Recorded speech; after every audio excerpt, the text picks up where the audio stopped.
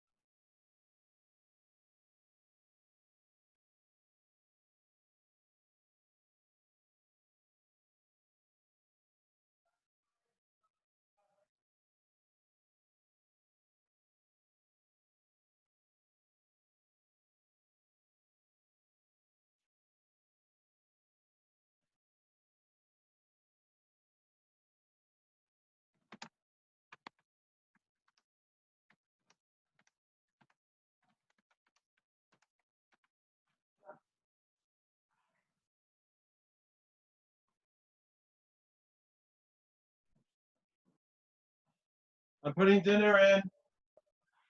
I'm putting dinner in.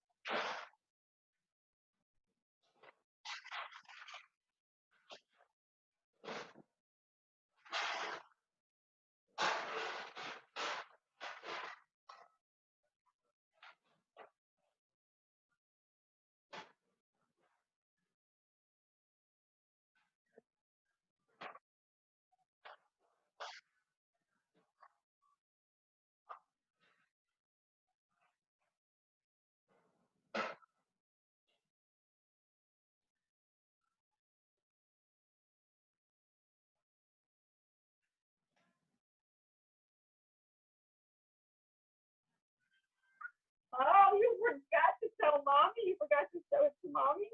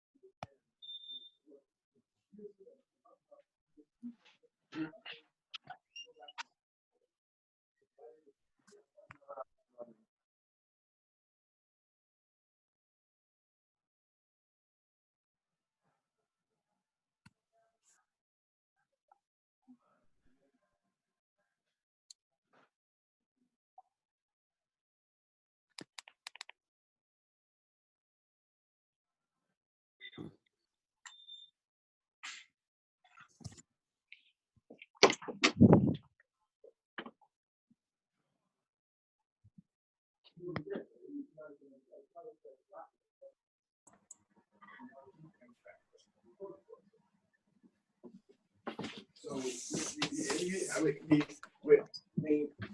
so according to Tosfot, how does it happen?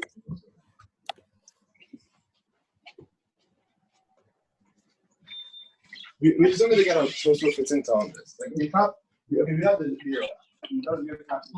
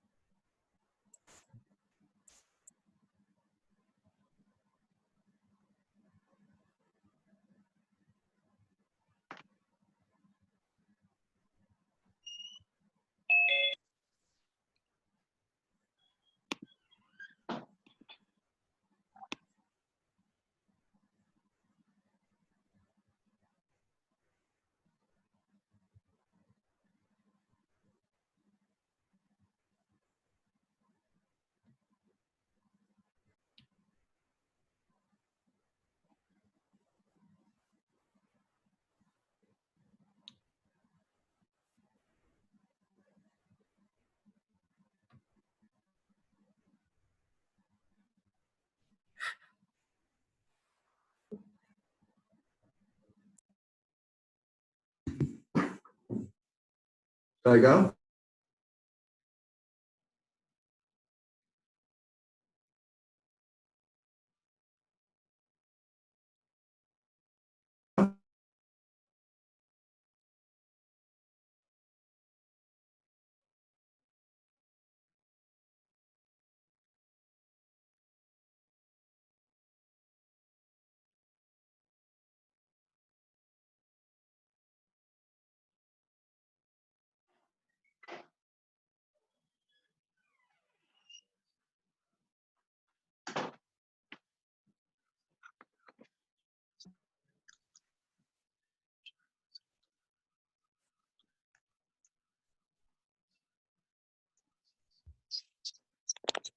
Okay, hello everyone.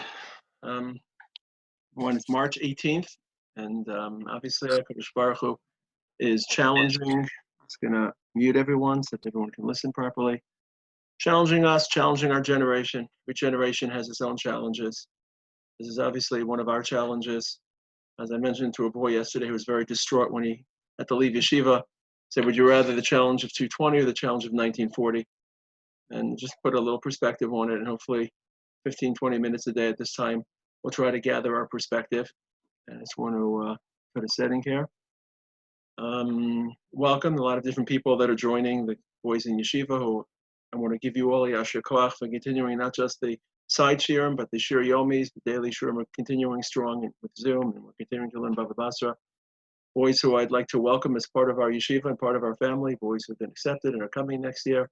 See some of those names. We're really can say happy to have you. You can't use the word happy. We're honored to have you, and you'll see, and hopefully we can be part of this process for you. And it's a process.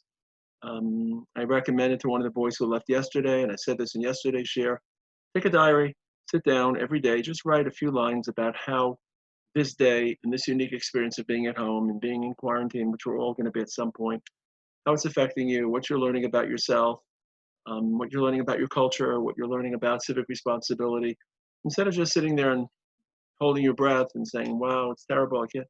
This is a growing experience. You'll learn parts about yourself. You'll strip down to a very, very base level of identity. We're really just living at a very basic level right now. We're not really traveling. We're not really producing. We're just keeping ourselves. Spoke yesterday about a virus. A virus isn't even alive. It's just genetic material encased in a covering, in a capsid. So again, for those who are joining, all the previous shiurim are uploaded on YU Torah. The videos are on YouTube. Tomorrow, we're going to organize all of the shiurim, both the Hebrew shiurim and the English shiurim, into 2 different posters that will be posted every day. Most of the shiurim will be on the Yeshivat Har Etzion YouTube channel, just to make it easier. There'll be thumbnails available. Some Rebbeim who want more interactive shiurim, even for these slots, it'll be Zoom, and the links will be available. Anyway, so today I'd like to discuss the first person in Tanakh who fell ill. Obviously, Chazal speak of others who were ill. Avraham was ill. HaKadosh Baruch Hu visited Avraham. Maybe later in the week we'll talk about Bikur Cholim. I'm sure you all have opportunities to, if not personally visit people, at least to be there for them, call them, video chat them. I know that I have a son who's in quarantine. Thank God he's healthy. 2 of my daughters, each are married, just found out they have to spend a couple days, not so bad, in quarantine. So Baruch Hashem, they're each healthy. They should continue to be healthy. So it's nice to reach out. And we just finished the Tarragon family Zoom chat. We got everyone together and we all started waving at each other and sharing with one another. So it's a nice idea. In any event, what happens? So Chizkiah is a ruler, and he's one of the last great white hopes. He and Yoshio, towards the end of the second Beis HaMikdash. Much of the second Beis HaMikdash period has been riddled with dishonesty, murder, promiscuous sexual behavior, idolatry, and essentially the entire, especially the northern kingdom, is in a state of collapse. Sancherib, the king of this first multi-regional superpower in the north, has invaded the north and essentially pulverized and expelled all these 10 tribes, and he's threatening Yerushalayim, and he's laying siege to Yerushalayim, and it looks very bleak. And at some point, Chizkiah, at the ripe old age of 39, the 14th year of his rule, he was a youngish ruler, he ascended the throne at 25. It's now the 14th year. I'm just going to open a Tanakh. It's the 14th year of his reign, so that places him at the age of 39, and he falls ill. Now, interestingly enough, at this point, the Navi visits him. Now, this is important. We'll see how Chazal read this story. The Navi Yeshayahu visits him, enters the scene, and he's very, very direct with him. The Navi says, Ko amar Hashem, tzav lebeischa ki meisata. Start writing your will. Start getting your affairs in order. You're finished. You're going to die. You don't normally have such a direct time for tshuva. Kadosh Baruch was disappointed with you. Daven. No, you're going to die. And at this point, Chizkiah begins to daven, and his heartfelt davening is accepted, and his davening is described as facing the cure. We'll talk about that later. And the Navi responds with the answer, your tefillah has been accepted, you're going to return to the Beis HaMikdash a little bit later. We learned that Chizkiah had shchin, not saras. Had he had saras, he couldn't come back to the Beis HaMikdash. The Navi takes some figs, puts it on his skin that's peeling and that's all exposed, and it heals. And then the sundial of Chizkiah's father reverts back 10 or so hours or 10 or so slots, reminiscent of Yehoshua. So this is a Yeshua moment, and I don't know if we'll get to that. Okay. What's happening, and what can we learn? What can we take from this? Okay, couple points. The Gemara in Brachos talks about this pre-meeting stage between Yeshayahu the Navi and Chizkiah the king. They know they have to meet. Not clear what they have to meet about, but they have to meet probably about the political crisis, because as Chizkiah gets ill, Yerushalayim's under siege, so there's a lot to discuss. And this is what happens. Chizkiah says, Yeshaya should come to me. I'll wait for Yeshaya to come, because after all, we have a long history of prophets visiting kings. I'm the king. I'll sit in my palace and wait for the prophet to come. Similar to Eliyahu, the prophet who visited Achav when he had to rebuke him or instruct him. So the king is taking the precedent of the prophet visiting the king. He is waiting. And Yeshaya, the prophet, the Navi, is saying, well, there's also a history where kings beg Nevi'im for information because Elisha, he hosted Achav. Achav solicited his opinion. So essentially you have a meeting that has to take place, but for some it's strange, and we'll talk about this maybe a little bit later, different people, different perspectives. At some point, they just can't get together. So what happens? The Gemara says, Hevi HaKadosh Baruch Hu Yisur Mal Chizkiah, Hashem made Chizkiah sick and ill. Now you have to spend time together because you have a mitzvah of Bikur Cholim. And the introduction of this whole Gemara is HaKadosh Baruch Hu is the wise person, quotes a pasuk in Koheles, Mika Chacham Amiyadeh Pesher Dabra. People are locked in their own little places. HaKadosh Baruch Hu knows how to get them together. So everyone take a moment to think about who you've been spending the last couple of days with, and who you'll probably be spending the next couple weeks with in your home. And sometimes you've got good relationships, and sometimes you've got lesser relationships with people in your family. But sometimes you don't have a choice, and you have to spend time with people.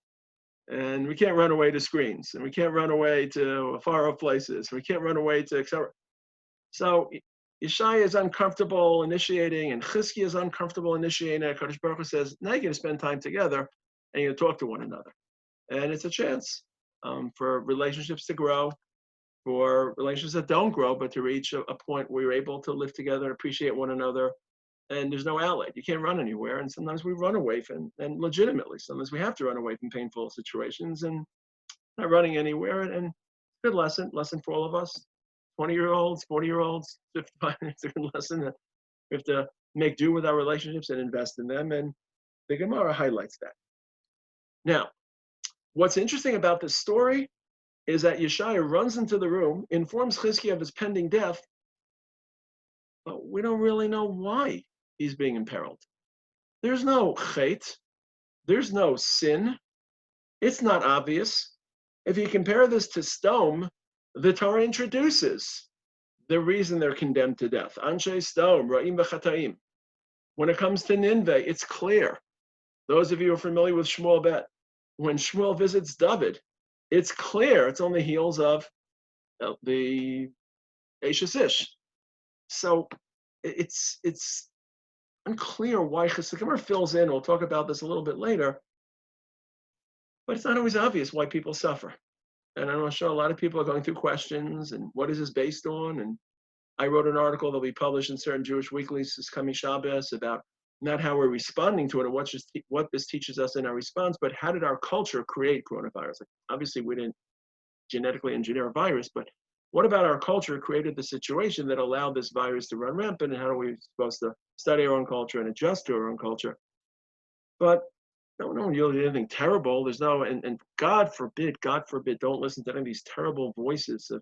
I'd call them fanatics, but that would be a compliment. People who play God when people are suffering, say it's because of this and because of that. It's intellectually bankrupt and morally dishonest and morally repugnant and just theologically disgusting to think that you know the way of HaKadosh Baruch Hu. But sometimes we really don't know, and we have to just respond with the what, not the why. So there is a backstory the Gemara provides, but I'll tell you that in a few moments. It's certainly not as heinous. It's not a cardinal sin that you would expect Chizkiah to be condemned to death. What is the sin? So the Gemara says that Chizkiah has a nevuah. Very interesting. Keep that in mind. Chizkiah has a nevuah. He's not really a navi. He's not a classic navi, but he has a nevuah that his son will be the wickedest king, Menashe. And he's going to cut it off at the pass. He's going to preempt this historical narrative. How will he preempt this historical narrative? By abstinence. He isn't going to have any children. Doesn't have any children, and that's why he's being punished. Again, I can't say the punishment fits the crime, and part of the message is that this is a punishment whose crime we don't really know. We don't know the ways of HaKadosh Baruch Hu. And then the Navi, as part of that conversation, says, why are you trying to outsmart HaKadosh Baruch Hu? Why do you think you know more than HaKadosh Baruch Hu? You toe the moral line, you stick by your guns, you stick to your convictions, you operate morally and halachically. Always think about the Jews who got married right after the the Holocaust. And a year or two after the Holocaust, they got married. They found people from their community, and they. How could you bring people into such a nightmarish world, such a world of defeat, such a world of horror? And yet the children born in 47, 46, and 45 would march in the fields of redemption and rewrite Jewish history and rewrite the world's history. They were heroes of the Independence War and heroes of the founding of the State of Israel. And it's really important not to give up. I hope that people will continue their lives and continue to do theirs. And who knows where this is heading and who knows how this is landing. And Baruch Hu has his cheshbonos, we have our cheshbonos, and we have our mitzvos, we have our moral behavior, we have our kindness, we have our noble hearts. And to all of a sudden abandon or abdicate those positions because the world around us isn't always so logical or decipherable.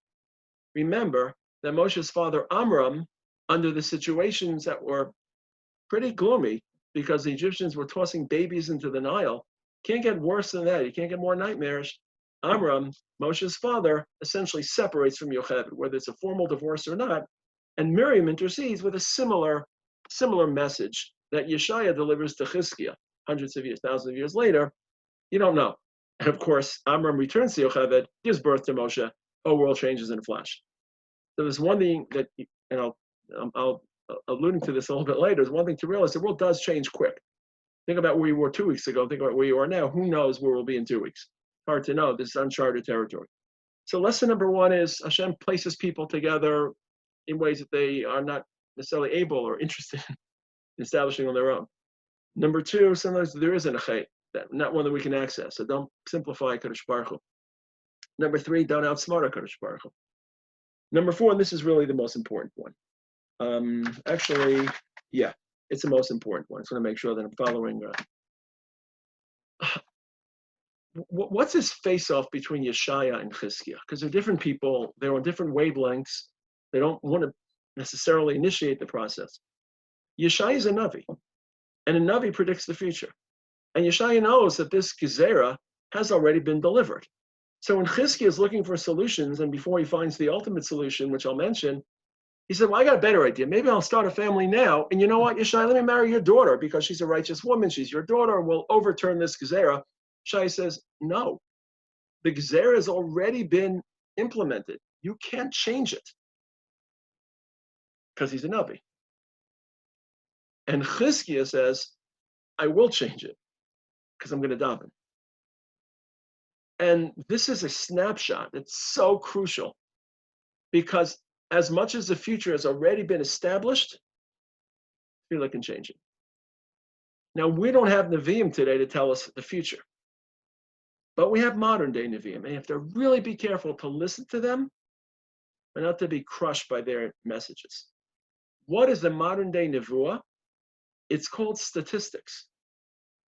Because we've learned predictors and indicators, and we can compare the curve, and we're trying to flatten the curve, and are we more like Italy, Chas Hashem? Are we more like South Korea, Be'ezus Hashem?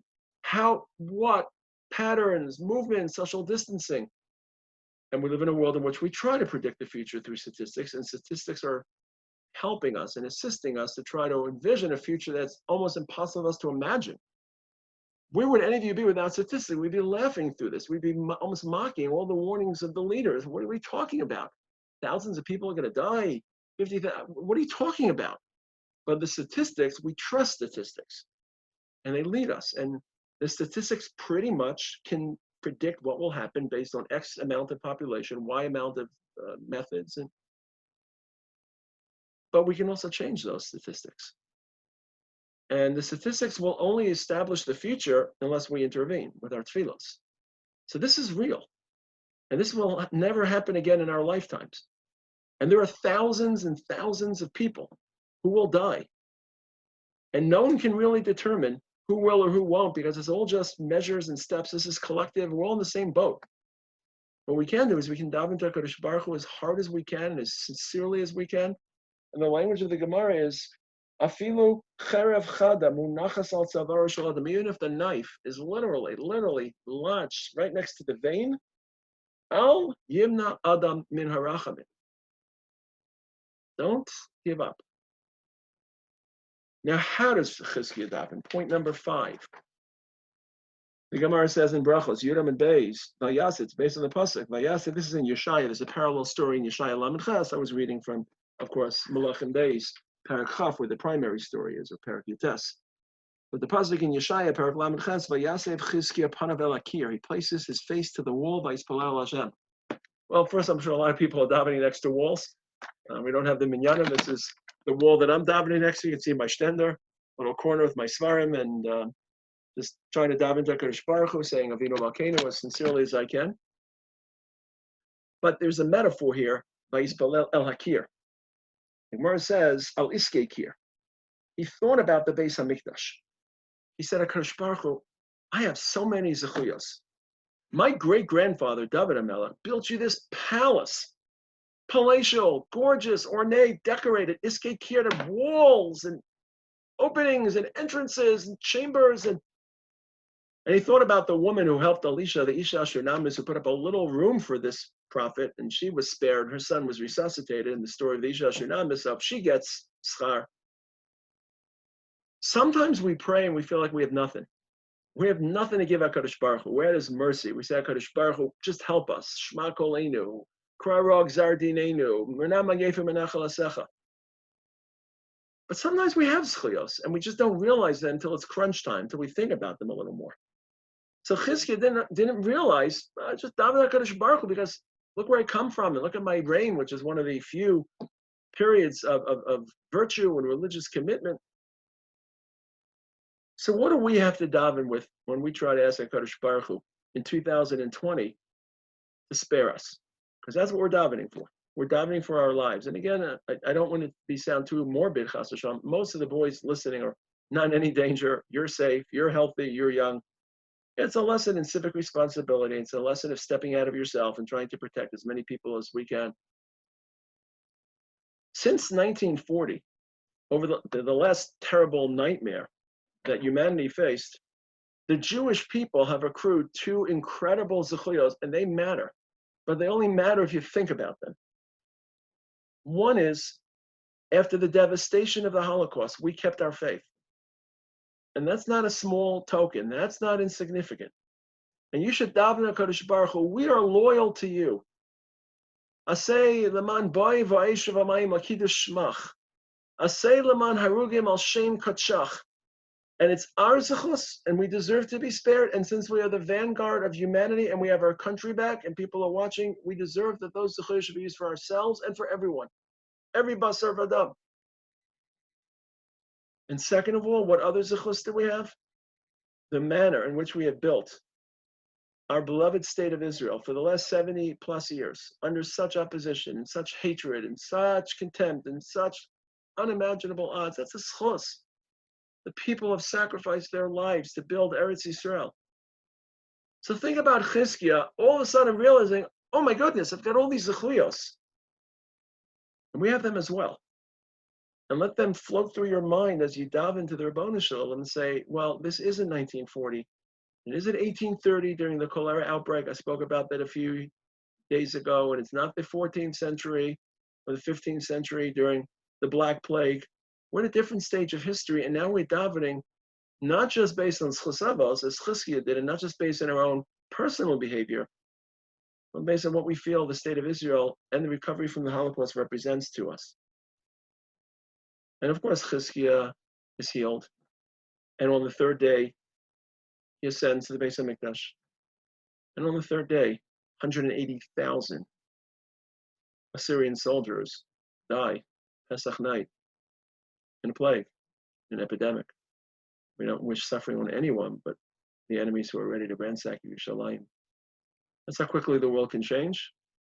And that's how much what's going on here in the medical world, some level is also a product of what's going on in the broader world. Let's talk about a broader world because our world is totally shrunken, but we're struggling. Who knows where we are in history, but we're certainly at the end point of history. And we hope that our tefillos for our recovery will not just yield a recovery from the medical issue, as it did for Chizkiah, but it will also impact the broader challenges we're facing, whether moral and cultural challenges, whether national challenges, historical challenges. I'll try to speak a little bit later about what apocalypse means, not today, but a little bit later down the stream, what apocalypse means. How do we know we're in the end of time? Is it going to be apocalyptic? We'll try to study as much as we can about history, about medical issues, about people who are ill, about the mitzvah of Bikkur Cholim. It's absolutely crucial not to run away from this, obviously run away medically and physically and achieve safety. But it's also crucial to take the opportunity to process what's expected of us, how can we understand ourselves better, we appreciate our world better. And I hope that these 15 minutes or so in the tefillos and whatever time we spend gives you a little bit of a break from the pressure, the fear. It's all right to be afraid. There's nothing wrong with being afraid. And then we're able to, Be'ezus Hashem, be there for one another and hopefully see each other very, very soon, personally. Shake each other's hands, give each other a big hug, and welcome you and continue our journey together through this yeshiva. So good night, everyone. Good afternoon if you're listening from America. And again, there are a lot of shiurim that are going to be presented by the yeshiva. There are 6 English a day. We'll have a centralized poster. We're going to have a centralized chat group, Shana Aleph, Shana Bet, incoming Talmidim, and all the information will be available. Again, those who are able to understand Hebrew, there's a plethora of beautiful Hebrew shiurim. Take a look at the Yeshiva Har Zion YouTube page if you want to get an advance notice. And Be'ezus Hashem, it's good to see everyone. And Kol Tov. Kol Tov.